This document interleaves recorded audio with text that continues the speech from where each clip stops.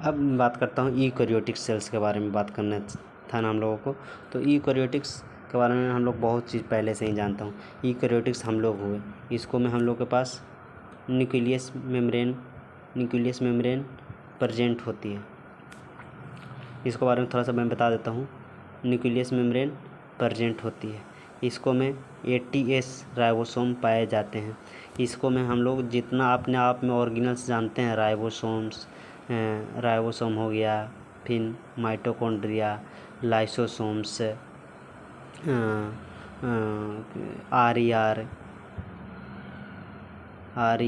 ACR, ऐसे रहो ना भाई, ACR, फिर सेंट्रोसोम्स, सेंट्रियोल्स, ये सब के बारे में हम लोग एक एक करके पढ़ेंगे। यही यूकैरियोटिक सेल्स में एक एक ऑर्गेनल्स करके। फिर प्लाज्मा मेम्ब्रेन्स के बारे में पढ़ेंगे, न्यूक्लियस मेम्ब्रेन के बारे में पढ़ेंगे, न्यूक्लियोलस के बारे में पढ़ेंगे, न्यूक्लियस सेल के बारे में पढ़ेंगे, क्रोमोसोम के बारे में पढ़ेंगे, जीन के बारे में पढ़ेंगे, DNA के बारे में हम लोग अपना बारे में बहुत विस्तार रूप से पढ़ने वाले हैं। ठीक, कोई दिक्कत यहाँ पे ऐसे पता ही नहीं चलता होगा क्या क्या लिख दिए नहीं। थोड़ा सा पेन आएगा, थोड़ा सा सब्र करिए और उसमें अच्छा वीडियो बनेगा। लेट हो रहा था, इसी कारण मैं स्टार्ट कर दिया कि नहीं, वीडियो अभी से बनना ही चाहिए डेली, प्रतिदिन। और काफ़ी कम समय में मैं एक आप लोग का शॉर्ट वीडियो बना के दूंगा कि ताकि आपको रिवीजन करने में दिक्कत नहीं हो। अब आगे बढ़ता हूँ। द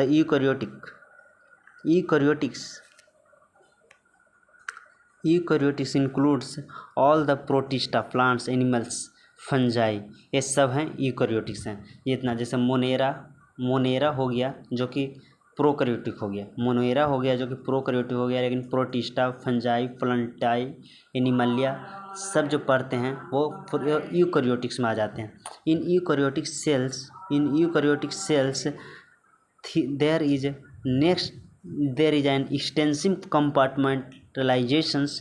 ये एक्सटेंसिव कंपार्टमेंटलाइजेशन है, कहने का बाहरी से हम लोग इसको देख के कर सकते हैं, बहुत चीज़ हम लोग देख के पता कर सकते हैं। Cytoplasm through the presence of membranes, plasma membrane के अंदर साइटोप्लाज्म पाई जाती है और उसको अंदर बहुत सारे ऑर्गेनल्स पाए जाते हैं। सेल्स का किसको आते हैं, नेक्स्ट पेज में आएगा चित्र, उस जब चित्र से समझाऊंगा ना तो बहुत सारे समझ में आ जाएगा। Eukaryotic cells possess organised nucleus, वो जो प्रोसेस करती है उसको में न्यूक्लियस रहती है, सेल मेम्ब्रेन रहती है। मैंने ऐसे तो ओवरव्यू दे ही दिया हूँ, वो थोड़ा सा सीन वहाँ पे देखने का प्रयास करिए कि कहाँ पे मैं सेल मेम्ब्रेन दिखाया, फिर न्यूक्लियस मेम्ब्रेन दिखाया। जैसे यहाँ पे मैं बना देता हूँ एक छोटा सा, जैसे ये बता रहा था ना कि ये सेल मेम्ब्रेन है, इसको अंदर बता रहा था क्या कि न्यूक्लियस मेम्ब्रेन से, तो वही चीज़ बोल रहा है। और ये है साइटोप्लाज्म, ये है साइटोप्लाज्म। तो इसके अंदर बहुत सारे ऑर्गेनल्स पाए जा रहे हैं, जो वो बोल रहा है कि इसको अंदर बहुत सारे ऑर्गेनल्स पाए जाते हैं, ठीक ना, बहुत सारे ऑर्गेनल्स पाए जाते हैं। सेंट्रोसोम हो गया, RER हो गया, इस तरीक़े से, ठीक, ऐसे इस तरीक़ा के बहुत सारे ऑर्गेनल्स पाए जाते हैं, वो बोलने का प्रयास कर रहा। हाँ, और लोकोमोटरी एंड साइटोस्केलेटन स्ट्रक्चर, ये जो है RER है, यही साइटोस्केलेटन देने का काम करती है, एक सेल का स्ट्रक्चर देने का प्रयास करती है। क्योंकि ये इस तरीके का रहने के कारण क्या होता है कि ये दोनों अपने आप में कोलैप्स नहीं करता, ये एक साइटोस्केलेटन का स्ट्रक्चर देने का काम करती है सेल्स, ठीक। स्ट्रक्चर भी एक प्रकार का डिपेंड करती है, देती है। हाँ, जेनेटिक मटेरियल्स ऑर्गेनाइज्ड इन क्रोमोसोम्स, और इसके अंदर क्रोमोसोम्स, इसके अंदर क्या है, इसके अंदर है क्रोमोसोम्स, इसके अंदर है क्या, क्रोमोसोम, और क्रोमोसोम्स के अंदर है क्या, जेनेटिक मटेरियल, इसके अंदर है जेनेटिक मटेरियल। नहीं पता चल रहा है ना, ये पता चलेगा कलर ब्लू ही देता हूँ। इसको अंदर है जेनेटिक मटेरियल, जिसको हम लोग क्या कह रहे हैं, DNA कह रहे हैं। हाँ, आगे अब देखते हैं। All eukaryotic cells are not identical, सभी यूकैरियोटिक सेल्स आइडेंटिकल्स नहीं होते हैं। सभी यूकैरियोटिक सेल्स हो जो कि एक लाइक नहीं होती है, यूकैरियोटिक नॉट आइडेंटिकल, सभी एक लाइक नहीं होते हैं। Plants and animal cells different, plant cells और एनिमल सेल दोनों डिफर है, ये याद रखिएगा, ये पॉइंट्स बहुत अलग है। प्लांट सेल्स और एनिमल सेल डिफर होती है as the former of process, क्योंकि उसके पास सेल वॉल होती है, कुछ इसके पास सेल मेम्ब्रेन होती है, उसके पास सेल वॉल नहीं होता है तो इसके पास सेल मेम्ब्रेन नहीं है, समझ रहे बात को ना, इस तरीके से। प्लास्टिड्स देखिए कौन कौन चीज़ होता है, कौन जैसे सेल वॉल होती है प्लांट्स के पास, प्लास्टिड होती है, लार्ज सेंट्रल वैक्यूल्स होती है, जो कि सब एब्सेंट होती है किसको में, एनिमल्स में एब्सेंट होती है। On the other hand, animal cells have present centrioles and absent in the plant cells। कह रहा है क्या, ये लाइंस थोड़ा सा देखिएगा, ये लाइंस इंपॉर्टेंट हो जाती है। कौन किस विषय से मैं पूरा बता देता हूँ, इसको स्टार लगा देता हूँ इस तरह का। ये क्या कह रहा है कि यूकेरियोटिक्स में प्लांट सेल्स और एनिमल सेल्स अलग है, डिफर है। कैसे, तो कुछ ऑर्गेनल्स ऐसा है जो कि प्लांट सेल्स में पाई जाती है, एनिमल सेल्स में नहीं पाई जाती है। कुछ ऐसा सेल्स है जो कि एनिमल सेल्स में पाई जाती है, प्लांट्स में नहीं पाई जाती है। तो प्लांट्स में क्या क्या पाया जाता है भाई, तो जैसे लार्ज वैक्यूल्स हो गया, सेंट्रल वैक्यूल्स जिसको कह रहे हैं वो, फिर प्लास्टिड हो गया, क्लोरोप्लास्ट, लिकोप्लास्ट, ऐसा सब इसको पाए जाते हैं प्लांट्स में, और ये एनिमल्स में नहीं पाए जाते हैं। लेकिन एनिमल्स में सेंट्रियोस और सेंट्रोसोम पाई जाती है, जो कि प्लांट्स में नहीं पाए जाते हैं। ये बताने का प्रयास कर रहा है। यहाँ तक जो स्क्रीनशॉट लेना है, कुछ भी समझने का है तो ले सकते हैं। अब आगे बढ़ते हैं नेक्स्ट पेज में। ये देखिए कितना अच्छा है, ये दोनों सेल्स हम लोग को दिखाने का प्रयास किया है कि पहला क्या है। पहला तो हो गया एनिमल सेल्स हो गया, दूसरा प्लांट सेल्स दिख रहा है क्या, ये दोनों एनिमल सेल्स है, कौन प्लांट सेल्स है, आप लोग बताइए थोड़ा सा करके। तो पहला है प्लांट सेल, दूसरा है एनिमल सेल्स। पहला है प्लांट सेल्स है, तो प्लांट सेल्स का पहले दिखता हूँ। तो देखिए कहाँ से स्टार्ट करूँ मैं, प्लांट सेल्स को देखिए, ये बाहरी वाला लेयर है, ये क्या है, बाहरी वाला लेयर है। ये जो बाहरी वाला लेयर है वो है प्लांट सेल, देखिए सेल वाला है। फिर उसको अंदर थोड़ा सा अंदर जाइए तो प्लाज्मा मेम्ब्रेन होगा। प्लाज्मा मेम्ब्रेन देखिए कहाँ पे दिखा रहा है, देखिए दूसरा, पहला हर वाला लेयर को दिखाया, सेल वाल दिखाया, दूसरा क्या दिखाया, जाते भी दूसरा क्या दिखाया, प्लाज्मा मेम्ब्रेन दिखाया ना।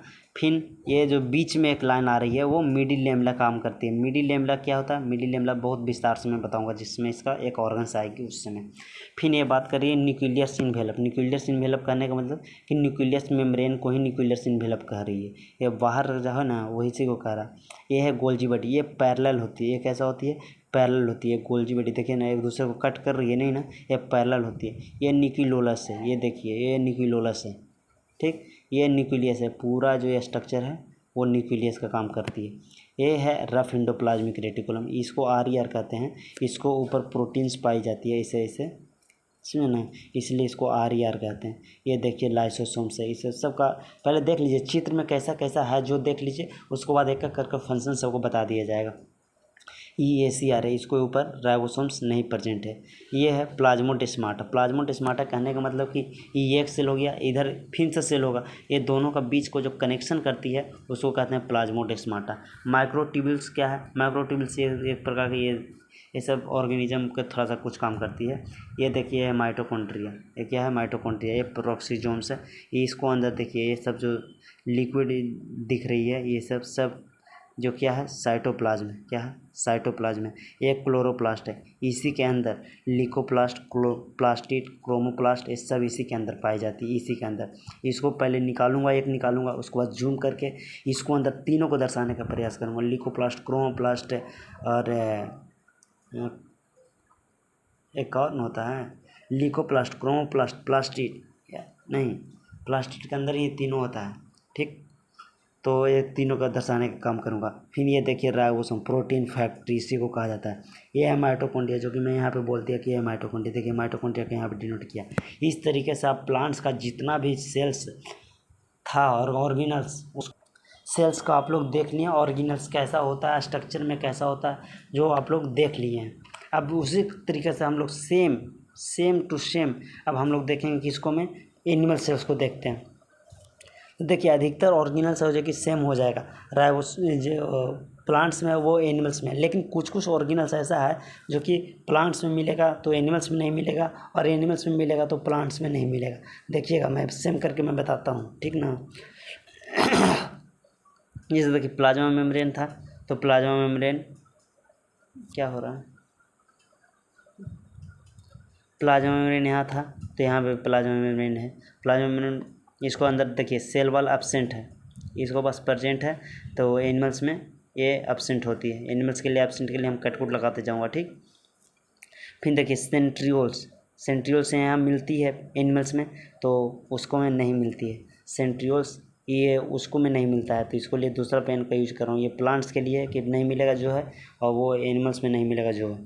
लाइसोसोम्स, लाइसोसोम देखिए दोनों में मिलता है, इसको में भी लाइसोसोम्स होगा, अच्छा नहीं है तो ऐसे, लेकिन होता है प्लांट्स में भी लाइसोसोम्स होता है, ऐसे देखिए ना क्या है ये लाइसोसोम्स है। राइबोसोम्स, देखिए राइबोसोम्स भी होगा, राइबोसोम्स भी है। Rough endoplasmic reticulum, cytoplasm, rough endoplasmic reticulum और साइटोप्लाज्म, साइटोप्लाज्म देख रहे हैं सब ऑर्गन कैसे मिल जा रहा है। न्यूक्लियस, न्यूक्लियोलस, न्यूक्लियस, न्यूक्लियोलस से मिल जा रहा है ना। Nucleus envelope, nucleus envelope, smooth endoplasmic reticulum, Golgi body, smooth endoplasmic reticulum, Golgi body, Golgi body इधर दर्शाने का प्रयास किया था हम, गोल्जी बॉडी है ना। और कोई है ऐसा, तो एक सेंट्रोसोम्स नहीं मिला, एक सेल वाल नहीं मिला। इस तरीक़ा से याद रखने का डिफरेंस थोड़ा सा याद रखने का प्रयास करिएगा, और कहिएगा तो इसको मैं एक और अपना तरीक़ा से चित्र में भी बनाता हूँ। तो प्लांट सेल्स इसमें नहीं आप लोगों को पता चल रहा होगा, तो मैं एक अपना तरीक़ा से भी चित्र बनाता हूँ, ठीक ना। जैसे प्लांट सेल्स ऐसे बनाए जाते हैं हम लोग, एक प्लांट सेल्स इस तरीक़े का हम लोग बनाते हैं। वहाँ पे गिज भी हो जाएगा ना चित्र, इसलिए मैं यहाँ पे यूज कर रहा हूँ। प्लांट सेल्स ऐसे भी बनाइएगा, नहीं आ रहा है बनाने तो।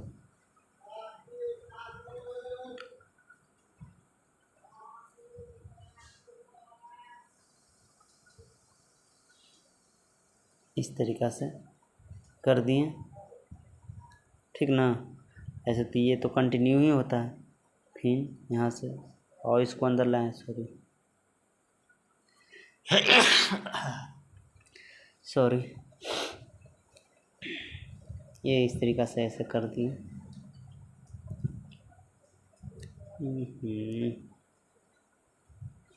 इस तरीक़ा से कर दी। इसको भी नंबर आपको दे दिया जाएगा, काटा नहीं जाएगा नंबर, कोई एक भी नंबर नहीं काटा जाएगा।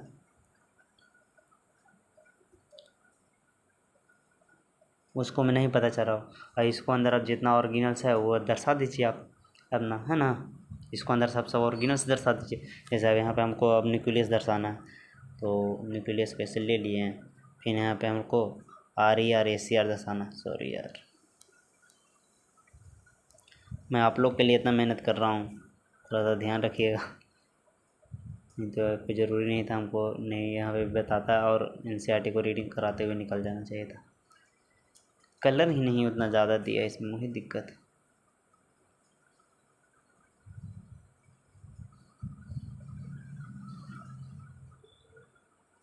इस तरीक़ा से इसको ऊपर प्रोटीन्स बैठा दीजिए, तो ये हो गया। क्या समझ रहे हो बात को, मोटा मोटी एग्जाम में मैं बताने कि नहीं याद आ रहा किताब वाला। तो ये हो गया गोल्जी बॉडी, क्या ये हो गया सेंट्रोसोम्स। अभी मेरे पास तो पेन है भी नहीं, मैं हाथ से इतना अच्छा बना सकता हूँ, तो आप लोग फिर ये हो गया वैक्यूल्स, समझ रहे हैं ना। ये हो गया सेल वाली, ये हो गया सेल वाली, ये हो गया प्लाज्मा मेम्ब्रेन्स। इसको ऐसे कंटिन्यू कर दीजिएगा, प्लाज्मा मेम्ब्रेन कंटिन्यू रहती है ना, इस तरीके से समझ रहे हैं बात को। फिर इसको अंदर आपको दर्शाना है, क्रोमोसोम दर्शाइए, फिर इसको अंदर DNA दर्शाइए, है ना। ऐसे इसको अंदर DNA आप दर्शाइए, फिर उसको अंदर भी दर्शाना है तो जीन दर्शाइए। इस तरीक़े से करके आप लोगों को एक मोटा मोटी प्लांट सेल बनाने का आइडिया दे दिया। फिर अब बात कर रहा हूँ कि वो एनिमल सेल वाला नहीं याद है, तो कुछ नहीं करिएगा। एनिमल सेल्स के लिए क्या करना है, ये देख लिए ना, प्लांट सेल को बनाने का ओवरव्यू दे दिया मैंने, और एनिमल सेल्स का ओवरव्यू दे देता हूँ। एनिमल सेल्स इस तरीक़ा से, ओफ सॉरी, एनिमल सेल इस तरीक़ा से, जैसे एक सर्कुल ले लिए। एनिमल सेल तो मैं बार बार बना ही रहा हूँ, उसी तरीक़ा से ये बनाइएगा। एनिमल सेल्स इस तरीक़ा से ले लिया। ये मैं बोर्ड वाला के लिए बता रहा हूँ, क्योंकि नीट में तो ये सब आएगा नहीं। ये बोर्ड वाला के लिए मैं बता रहा हूँ कि वो ही देखे तो उसको भी फ़ायदा हो जाए। ये हो गया न्यूक्लियस, ये हो गया RER, इसको बना दीजिएगा इस तरीक़ा से, है ना, RER। और ये गोल्जी बॉडी बना दीजिएगा, ऊपर गोल्जी बॉडी बना दीजिएगा, और यहाँ पे सेंट्रोसोम बना दीजिएगा, और सेंट्रोसोम के अंदर सेंट्रियोल्स बना दीजिएगा, और यहाँ पे माइटोकॉन्ड्रिया, यहाँ पे राइबोसोम्स, यहाँ पे लाइसोसोम्स, और इसको पर प्रोटीन बैठा दीजिएगा। क्या कोई दिक्कत, तो ये आर ई आर बन जाएगा, ये सी आर बन जाएगा। और फिर इसको अंदर क्रोमोसोम को दर्शा देता हूँ। क्रोमोसोम को दर्शा दिया मैंने, क्रोमोसोम के अंदर डीएनए इसको पर दर्शा दिया क्या, इसको अंदर भी जीन को दर्शा दिया, इसको अंदर जीन को दर्शा दिया। समझ रहे ना बात को। इस तरीक़ा से ओवरव्यू है मोटा मोटी सेल्स को बनाने का। वो कितना याद करिएगा, रटिएगा नहीं, रट पाइएगा ना। तो इस तरीक़े से ठीक है, यहाँ तक। अब आगे बढ़ते हैं हम लोग। तो ये पेज तो हो गया कंप्लीट। अब ये पेज पर हम लोग चलते हैं, 93 पेज पे आ गए हम लोग। Let us now look the individuals of the cell organelle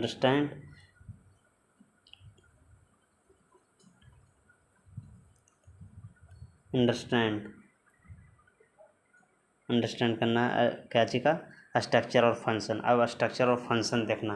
अब एक एक करके हम लोग अब सब के बारे में देखते हैं, ठीक। जैसे ये सेल मेम्ब्रेन है, तो सेल मेम्ब्रेन का और नाम से हम लोग जानते हैं कुछ, प्लाज्मा मेम्ब्रेन जानते हैं हम लोग, ठीक। इसी को नाम प्लाज्मा मेम्ब्रेन भी है। इसी को और एक नाम होता है, क्या नाम होता है, तो सेल मेम्ब्रेन, प्लाज्मा मेम्ब्रेन, एक और नाम होता है, याद आएगा तो मैं बताऊँगा, ठीक। तो अब एक एक करके पढ़ते हैं, ठीक। एनसीईआरटी को अब लाइन बाय लाइन अंडरलाइन करते हैं।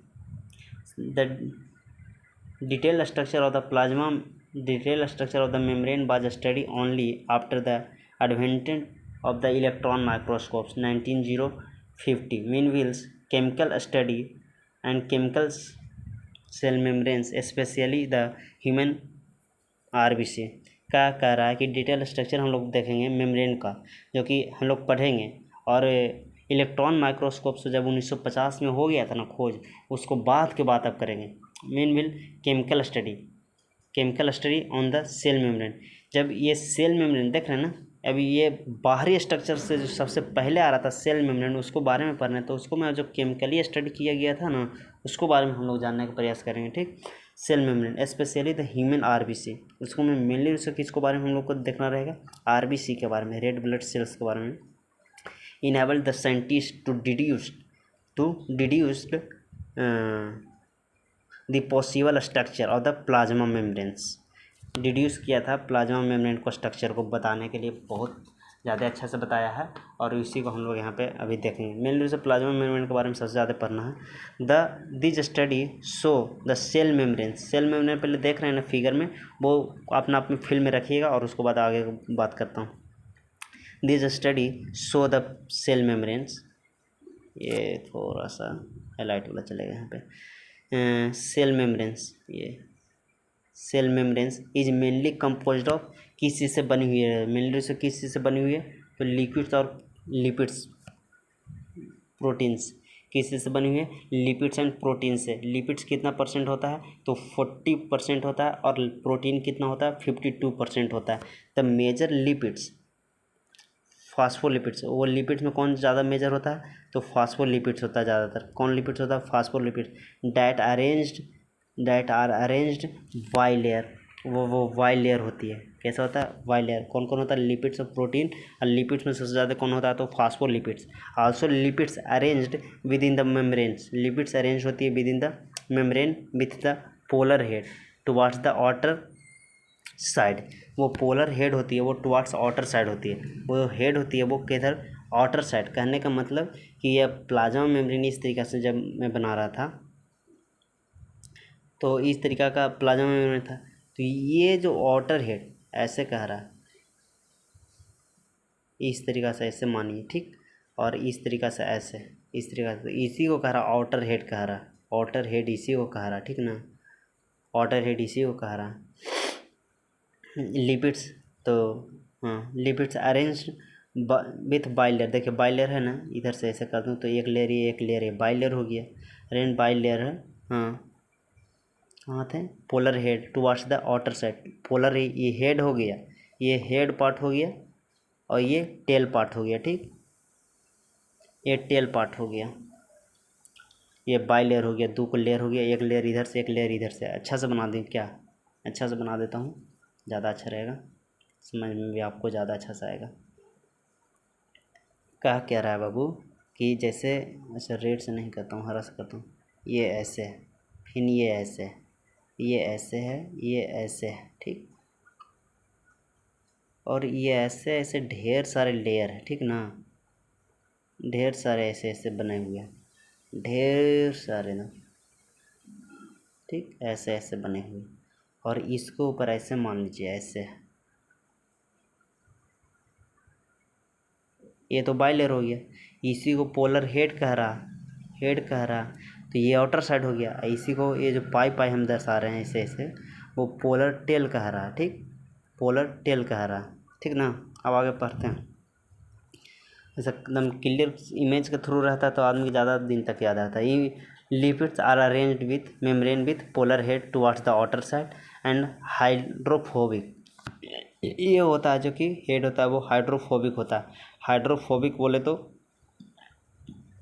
पानी से डरता है, हाइड्रोफोबिक, हाइड्रोफोबिक होता है, ये हाइड्रोफोबिक होता है, याद रखिएगा, बाहर वाला हाइड्रोफोबिक होता है towards the inner part and to ensure the non-polar tails saturated the hydrocarbons protect the aqueous। अच्छा, इससे नहीं करना है।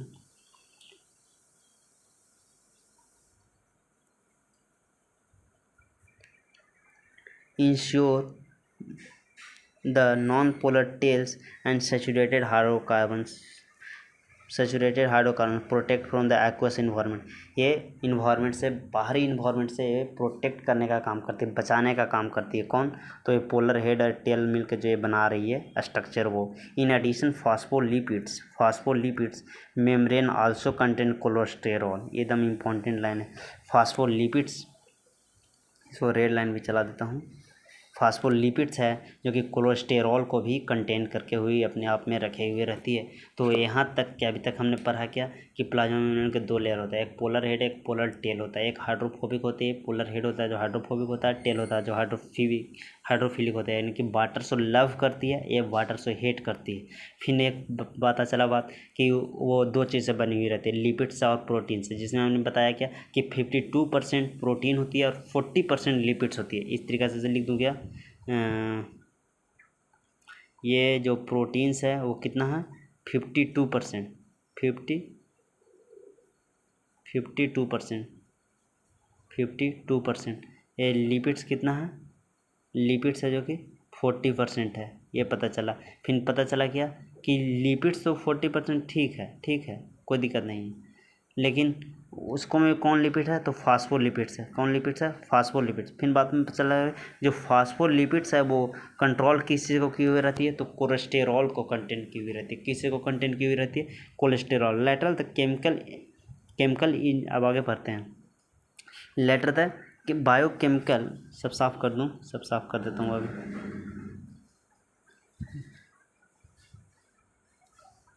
लेटर द, यहाँ सब करता हूँ। Later biochemical investigations clearly revealed that the cell membrane also possesses the proteins carbohydrates. The ratio of protein and lipids considered the different types of humans wings membranes of the erythrocytes has approximately 52% और 40%, जो मैं पहले ही बता दिया कि 52% protein होती है, 40% lipids होती है।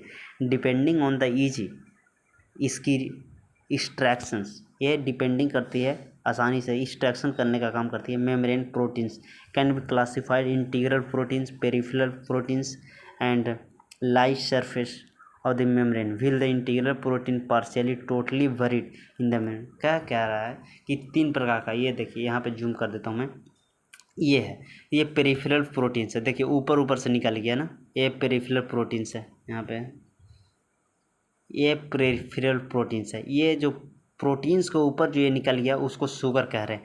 तो ये 3-4 प्रकार का बता रहा है। एक फास्फोलिपिड बाइलेयर है, फास्फोलिपिड देख रहे हैं ना जो अरेंज है, ये फास्फोलिपिड बाइलेयर है। और इसी को क्या कह रहा है कि ये जो प्रोटीन्स है वो कहीं ऊपर से ही निकल खाली रह जाता है, तो कहीं नीचे से खाली निकल गया, तो कहीं कहीं क्या होता है कि ऊपर नीचे बीच में हो गया। तो ये इस तरीका का ऊपर नीचे दोनों के बीच में हो गया, वो इंटीग्रल कहलाती है। क्या कहलाती है, इंटीग्रल कहलाती है। ऊपर वाला खाली रह गया तो पार्शियल पेरीफेरी कह दिए, उसको पेरीफेरी कह दिए, चाहे तो खाली नीचे से रह गया। तो इस तरीका से वो बात करने का प्रयास कर रही है। समझ रहे ना बात को। और वो जो मैं कहा कि फास्फोलिपिड्स होती है और उसमें वो जो होती है वो कोलेस्टेरॉल। तो ये जो येलो देखिए, जूम करके मैं दिखाने का प्रयास कर रहा हूँ। जो ये देखिए, ये है कोलेस्टेरॉल, ये है कोलेस्टेरॉल, देख रहे हैं ना, कोलेस्टेरॉल है। नाम याद रखिए, कोलेस्टेरॉल नाम फिल दिला दिए, तीनों चीज़ हाईलाइट कर दिया हूँ मैं। अब तो कोई चीज़ नहीं यहाँ पे बच गया। अब नेक्स्ट पेज में हमको मूव करना पड़ेगा। यहाँ तक कोई दिक्कत, कोई भी बर्ड्स, एक भी बर्ड्स ऐसा हो कि नहीं आया हो। अब सेल मेम्ब्रेन से आगे बढ़ता हूँ। अब सेल मेम्ब्रेन में ही आगे बढ़ रहा हूँ।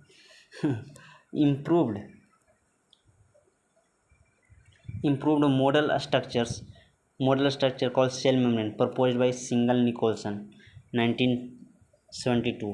ये जो सिंगल निकोलसन जी ने सबसे पहले बताए थे, इम्प्रूव्ड किए सेल मेम्ब्रेन के बारे में सारा चीज़। Widely accepted fluid mosaic model, ये वाइडली एक्सेप्ट करती है फ्लूइड मोजाइक मॉडल को। According to this quasi fluids lipids ensure the enable lateral movements of the protein within the over while layer होती है, ठीक ना। ये क्या होती है, वाइल लेयर प्रोटीन्स करती है, बाई लेयर प्रोटीन्स होती है। ऐसा से पहले कौन किए थे, सिंगल निकोलसन किए थे। ये फ्लूइड मोजाइक मॉडल जो साइटोप्लाज्म वहाँ पे प्रेजेंट है ना, उसी को फ्लूइड मोजाइक मॉडल बोला जा रहा है। This ability to move within the, ये एबिलिटी है, क्षमता है within the move that is called major fluidity. उसको में जो मेम्ब्रेन में जो फ्लूइड प्रेजेंट है उसी को हम लोग क्या कहते हैं, फ्लूइडिटी कहते हैं। This ability to move within the membranes, वो मेम्ब्रेन्स के, प्लाज्मा मेम्ब्रेन्स के अंदर कोई भी जो इम्पोर्टेंट मटेरियल होता है वो अंदर जाती है या अंदर वाला मटेरियल बाहर आती है, उसी को हम लोग क्या, उसको जो मेजर करते हैं उसको क्या कहते हैं, फ्लूइडिटी कहते हैं। क्या कहते हैं, फ्लूइड।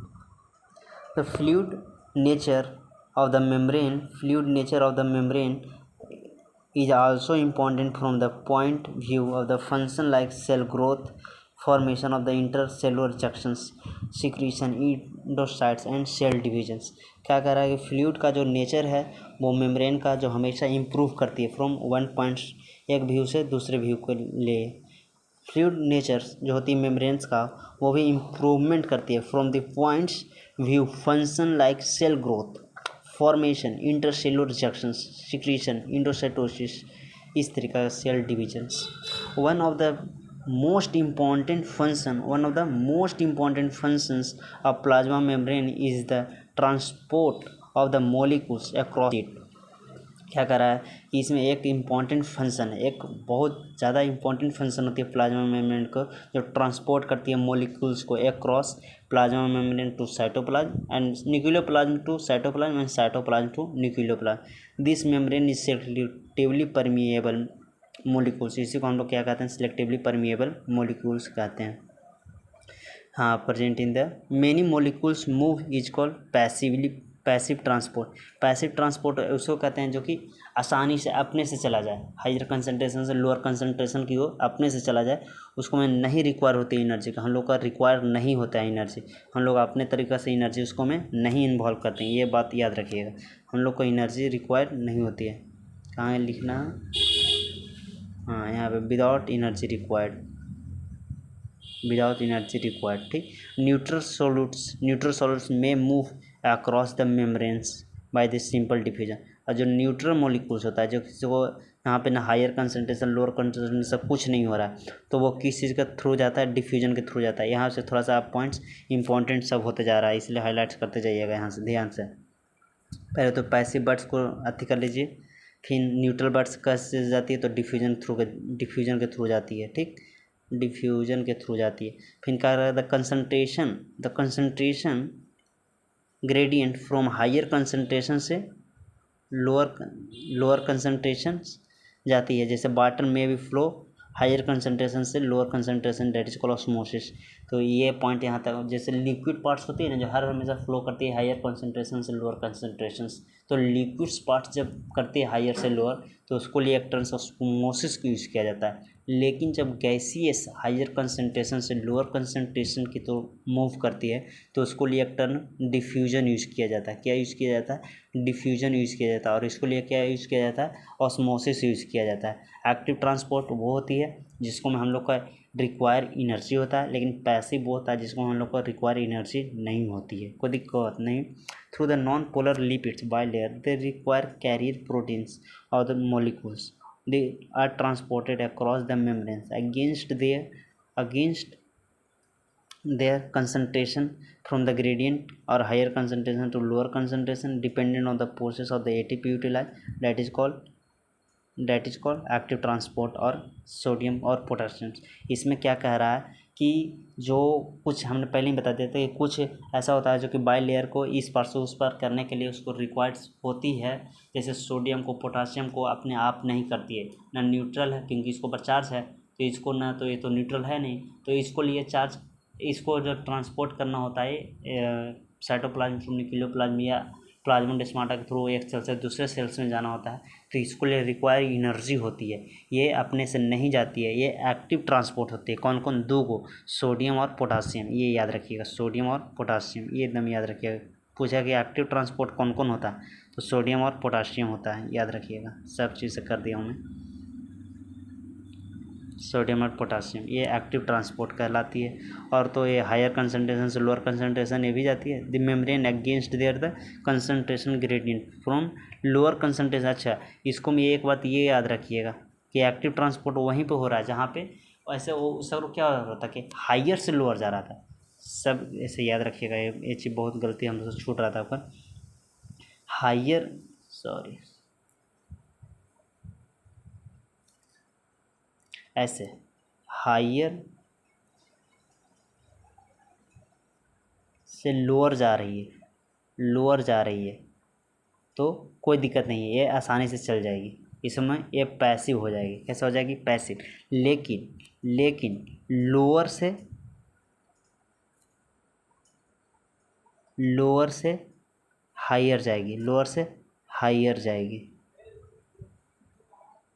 तो इसको में एक्टिव होगी, जिसको में रिक्वायर हो गया। ये कौन कौन जाती है? तो सोडियम प्लस जाती है और पोटासियम जाती है। ठीक, कोई दिक्कत? ये है बात। ये हो गया पैसिव, ये हो गया एक्टिव ट्रांसपोर्ट।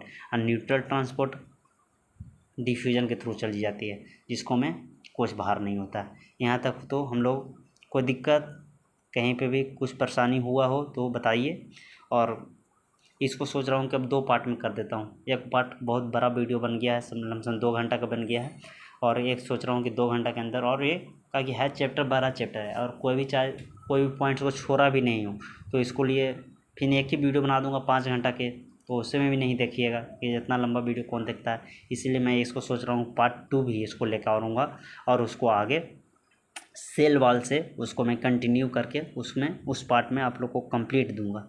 थैंक यू, धन्यवाद। थोड़ा सा मेहनत को देखते हुए अच्छा लगता है वीडियो, और कोई यहाँ तक तो हम मेरे अनुसार से कोई पहुँचेगा ही नहीं, क्योंकि आजकल दिखावटी का चीज़ चल गया है कि जो अच्छा बोल रहा है, अच्छा से पहले हम बोलें कि लाइक करिए, सब्सक्राइब करिए, 5 मिनट हम वो बोलते हैं तो हम बहुत अच्छा कहलाते हैं। ये सब मेरे से नहीं हुआ था। चलिए ठीक है, फिर भी अच्छा लगता है तो लाइक करिएगा। फिर आगे वीडियो में मिलते हैं।